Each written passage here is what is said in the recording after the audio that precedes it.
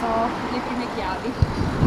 Non sono ancora quelle ufficiali, però. Chiavi in mano, Stefania Golisciani apre le porte del municipio di Casale sul Sile. La prima telefonata questa mattina è con il sindaco uscente Giuliato. Con lui si è presentata ai dipendenti. Il primo incontro invece questo pomeriggio con l'ex assessore al sociale Celestina Segato. Oggi diciamo che la maggior parte del tempo è stato dedicato a questo, cioè nella programmare tutti gli appuntamenti, tutte le scadenze che sono a breve, anche le riunioni con le partecipate, insomma c'è tanto da fare, quindi c'è necessità di una buona programmazione. Entro una settimana promette di ufficializzare la nuova squadra. I nomi delle donne ci sono quasi tutti. Una formazione rivela che rispetterà anche la buona amministrazione del passato che ha convinto di fatto gli elettori a sceglierla.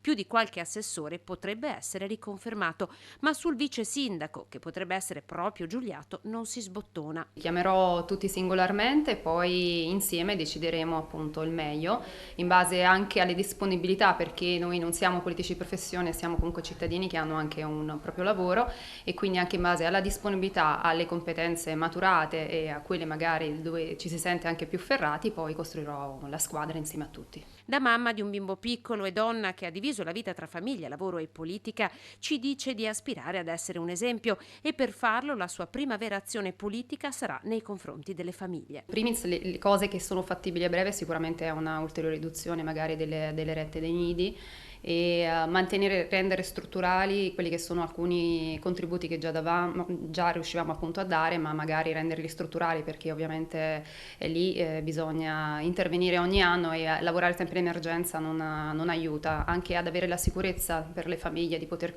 potersi affidare su questi contributi. Invece se li rendiamo strutturali le famiglie stesse lo sanno che ci sono e quindi sono anche più tranquille. Famiglia che rivela essere stato il suo pilastro, capace di rispettare la sua ambizione che l'ha portata da Acerra, comune del napoletano dove è nata, fino a Roma e poi ad amministrare un comune del nord-est. Ho sempre ringraziato tantissimo la mia squadra, ma non ho avuto modo di ringraziare la mia famiglia, mio marito in primis, ma anche mia madre e mia suocera che sono state proprio il mio pilastro in questo periodo, perché insomma i nonni si sa, fanno le veci di tanti servizi che magari in Italia mancano.